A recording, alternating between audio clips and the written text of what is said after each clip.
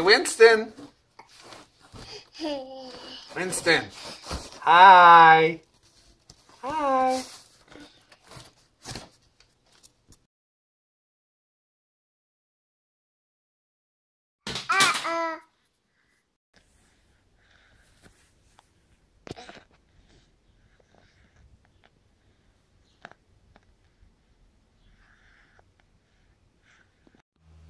Doing a little babysitting this morning. Little Winston is asleep. So far we've had some breakfast and we've cleaned out the dishwasher and got my beard trimmed, took a shower, and now to start on folding some laundry. But little Winston's in there sleeping like a champ.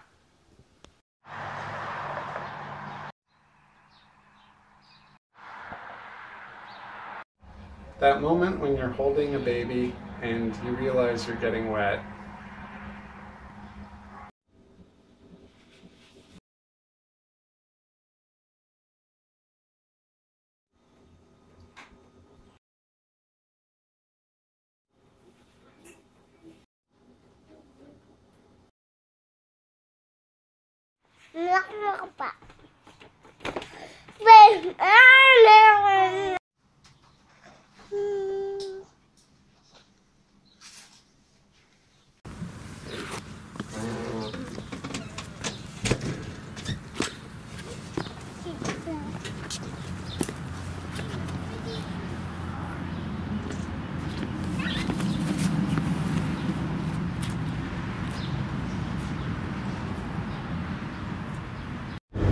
So now we're on our way to my niece's birthday party. She's turning 5, so the big 05. Bee's first princess party. Oh yeah, it's Beatrix's first princess party, so there's Bee. And Winston is chilling back there. You can see his little foot. So we're rolling.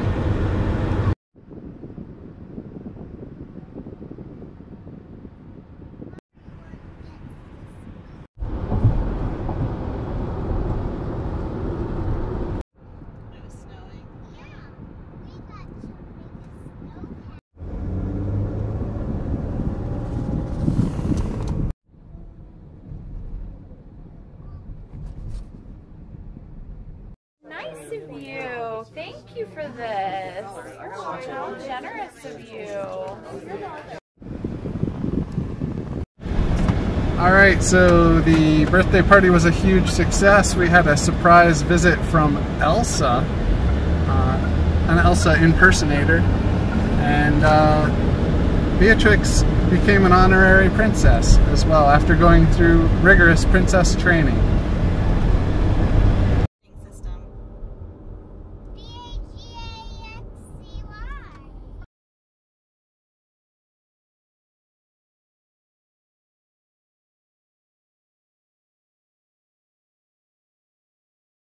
Like, should she be making that many? This is perfect. Right. For birthday dinner.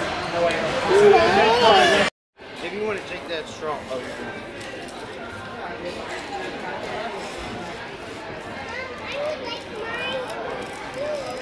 Yeah, where you have to. Alright, we're done with dinner and did a little window shopping, and now we're on our way home.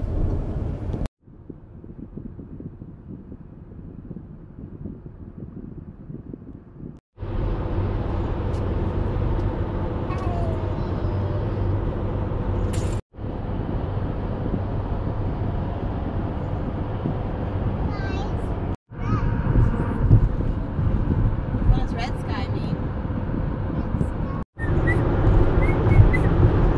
Look at that.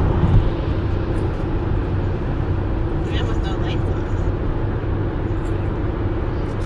Yeah.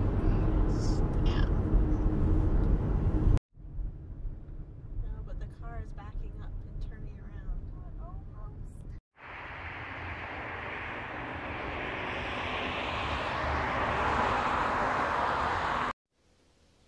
Alright, so that light you just saw in the middle of the last clip, it was moving across the sky, and that was the International Space Station. It was also very bright last night, and but I didn't video it. So I did put on my Instagram, I did put up a nice picture of Orion, the constellation I took last night. So be sure to go check that out as well.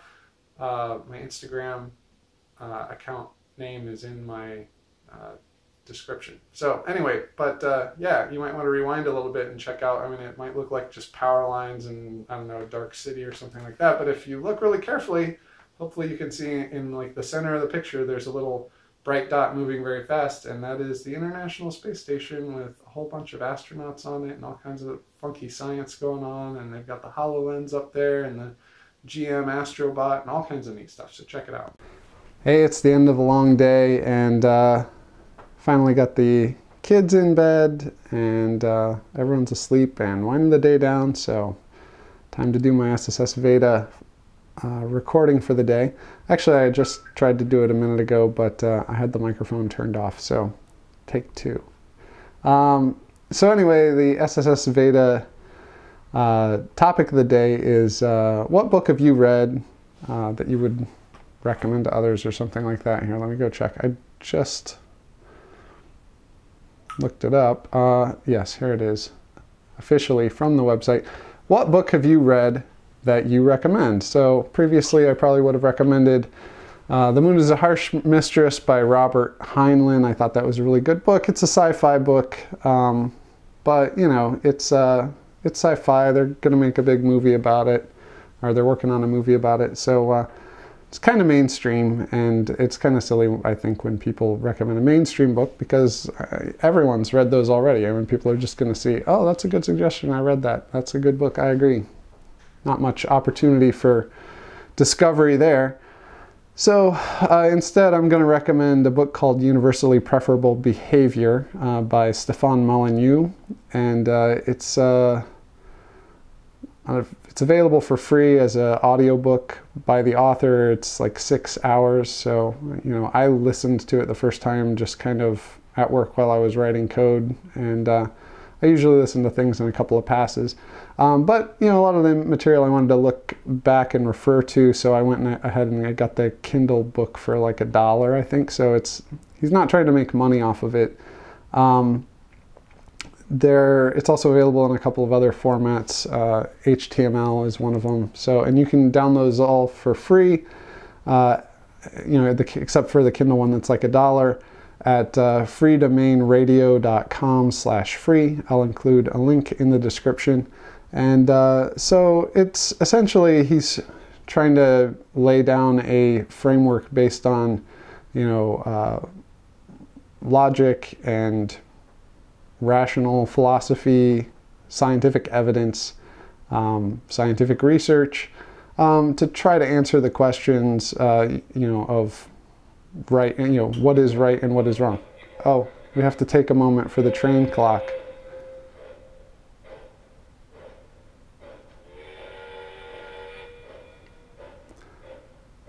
Those are the sounds of the Hiawatha, so a famous streamlined Milwaukee Road steam locomotive. Pardon that. So yeah, anyway, this book, it's so a lot of times people will have differing views on things, whether or not something is moral, based on, they attribute it to their values, their religion. I was talking with a friend of mine about it, and it's, you know, he wasn't particularly religious, and so I asked him just what his framework for his morality was, and he was rather honest and said he didn't really have one. So he just kind of looked at each thing in, you know, in a vacuum, or tried to, and you know, just tried to look at each individual situation and try and figure out what the right thing to do was, which is a, you know, it's somewhat reasonable approach. But what Stefan tries to do in his book is try to lay down an argument that, you know, there are some things that you can't have evidence for, and so it doesn't really, you know, if you can't prove or disprove them, then it doesn't really make a lot of sense. Well, if you can't prove them, then it doesn't really make a lot of sense to talk about them, you know, in the sense of, you know, science and rationality and stuff like that. So He does, though, try to talk. He talks about a couple of topics that in the book that he lays down some pretty good evidence for. And one thing I think is also interesting about his approach is I've read some criticisms about him from a number of people, actually from a number of people that I respect a lot, or kind of did respect, except now I kind of respect them less, because when they criticized him, they didn't actually use the same standards that Stefan lays out in his book, Universally Preferable Behavior. So Stefan kind of lays down this code of conduct that he himself abides by, and he essentially is committing to civil discussions with people that are fact-based and evidence-based, and they don't rely on common fallacies like ad hominem attacks, like, oh, you're just a bad person, blah, blah, blah. So that's one of the things that kind of turned me off to some of his critics, is that they didn't really talk about, they didn't say, Stefan Molyneux made this claim, and here is evidence showing that it is incorrect, or here is here's a philosophical argument that demonstrates that his position is invalid, which is really what you need to do if you're making philosophical arguments. It's kind of been interesting to me because there are a couple of things out there I think I've read on Wikipedia, because whenever I read something like this, I like to see what the other side is. There are people who are saying that Stefan Molyneux is running a cult, and I thought that was interesting because most of the things that I see from cults are, well, first of all, they don't want any independent thinking. They aren't really interested in scientific evidence or any kind of evidence or rational thought. They tend to have a charismatic leader who demands that people either follow what the charismatic leader says, or they leave, and they generally try and make it very hard to leave the group. I'm thinking of things like the Jonestown Massacre and stuff like this. Some other cult leaders and stuff like that. Another thing is that sometimes cult leaders, they really, it's kind of like a Ponzi scheme. They're just trying to get a lot of people to come in and buy a bunch of stuff, so they have a lot of books. I don't know a ton about it, but it seems like a lot of these groups, and even some mainstream churches, they seem to be more like a business. They have a lot of stuff to sell if you want to be a part of their group. So I think it's really interesting that that Stefan, if he is a cult leader, he does a lot of things that are kind of strange for a cult leader. For example, he gives away the materials for free. He lays out a framework that is based on science, and essentially it's a framework, but he doesn't put himself at the center of the line of reasoning and thought. It's like a framework he's setting out there that anyone can either take and adapt to their own lives or not. And then he goes on, and he even has like a call-in show that he's had to expand to like 3 days a week, where if you do disagree with him, he tends to, I think their rules are that they put first-time callers on first, and they also, they tend to, if people disagree with him, then they'll put him on first. Now, a word of fair warning is that, you're not gonna, I've heard of some callers that call in, and it's actually kind of like it's a Skype call, so he's on video, and you can watch his videos on YouTube and stuff like that. But, people will call in and they'll just start like attacking him, like, ad hominem attacks, like, oh, you said this and you're bad or whatever. And they don't offer any, support for their argument. And that's kind of, even in academic settings, that's kind of important. He does have a lot of academics on his show to, when he talks about issues that are oftentimes taboo in our society, he goes and he links to scientific articles and research that have been provided on the topic. And then oftentimes you'll find that he hasn't just linked to the stuff, he's gone and he's actually had the researchers on and had like an hour-long, you know, discussion with them where they talk about a lot of this stuff. And a lot of times if it's a taboo issue, there's a lot of interesting discussion of, you know, how the career of the academic has been affected by them committing themselves to studying this taboo subject or whatever. And you know, that's another thing, is that I hadn't really thought about how many subjects really are taboo until I started you know, listening to his podcasts and stuff like that. So anyway, I really do recommend the book Universally Preferable Behavior, because if nothing else, it's a very interesting thing to compare. One of the things I like about it is that if you have someone who has, it's a nice base to compare other ideologies with. So like if someone says they get their morality from the Bible, for example, or another says they get it from the Quran, then you can go and you can kind of compare, you know, you can kind of compare those. I don't know, I guess you can kind of treat it like a control.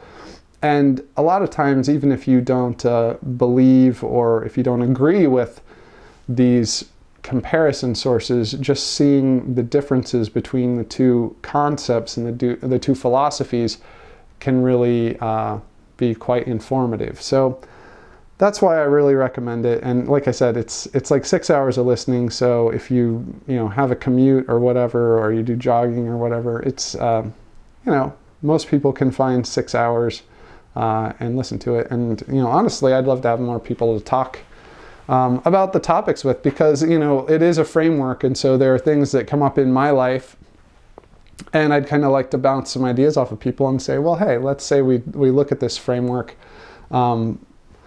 You know, what are the ramifications of that? What are the implications? So there are a couple other books that he has that are more, I think they're interesting.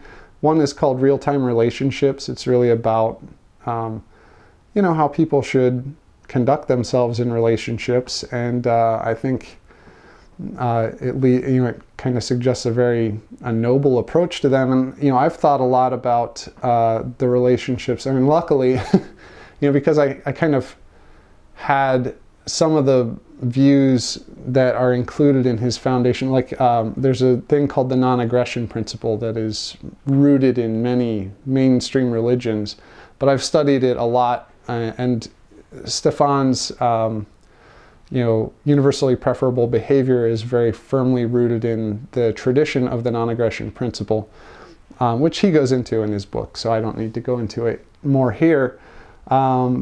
But he talks about in real-time relationships how that kind of you know, mindset should manifest itself. And so they talk a lot about family stuff, which I think a lot of my family stuff is pretty good along those lines. You know, we do peaceful parenting. We don't spank our kids. We, you know, pay attention to the scientific research that shows that you can reason with extremely young children, and you know, our kids are evidence of that. I mean, when other kids are having a tantrum or whatever, we can sit and talk to our daughter, or you know, our son's not really talking quite yet, but we can sit them down and have a discussion with them. And you know, I don't want to brush my teeth. It's like, well, you know, so do you know what happens to people who don't brush their teeth? And then we have a conversation about it, and all of a sudden she wants to brush her teeth because she doesn't want the consequences to happen, and she's 4, you know. And so I was at, you know, at these birthday parties today, and at one of the birthday parties they were talking about rules that they had in their home, and one of the kids was asked and said that a rule in their house is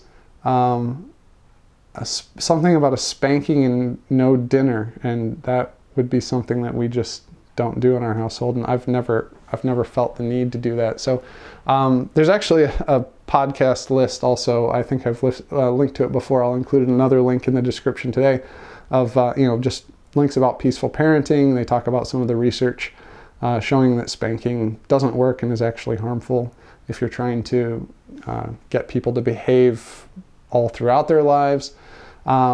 So anyway, yeah, real-time relationships is good. And I found that I was just thinking about it a lot in the relationships I have with and have had with employers. So I was kind of thinking about, you know, how these relationships, work with, not just with family, but with friends and with people like employers that you have to spend, I spend 8 hours a day with them in order to pay the bills.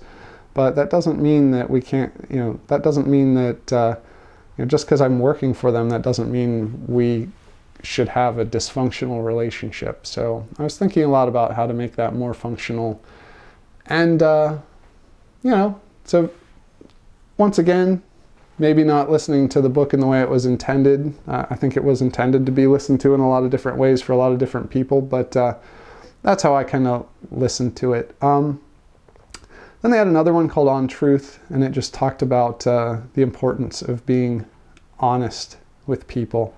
And it was very, very interesting stuff. So, the whole thing had the whole free books section at Free Domain Radio has a lot of good books along these kinds of things. But yeah, I just highly recommend Universally Preferable Behavior. So that's it for tonight. And if you liked what you saw today, I tried a different approach, just kind of interesting things I saw throughout the day. Tried to just get a quick glimpse at it for you and then move on. So I don't know if you'll like it or not, but if you did, like the video and subscribe, and please tell your friends, because here we are 15 or 16 days into SSSVEDA, and I think I had like 23 people. I think I started with like 15 or 18 or something like that. So not really growing at a very big rate. And, I'd like to, if I'm going to do it, I'd like to get a little bit bigger audience. So, and I'll be telling some of my friends about it now that there's a little bit of a body of work to refer to. I updated my SSSVEDA playlist, so I'm going to try and keep that current and in order. So if you just start at day 1 and hit play, you should automatically play right through them. And I don't know, you tell me, do you want these videos that are a little longer, or do you want me to keep them short? This one's probably going to be kind of long because I have a lot of clips of a lot of different stuff. They're all short clips, but there was a lot of content today because it was a weekend. So just trying something different. So anyway, please like, subscribe, and share. So thanks a lot. See ya.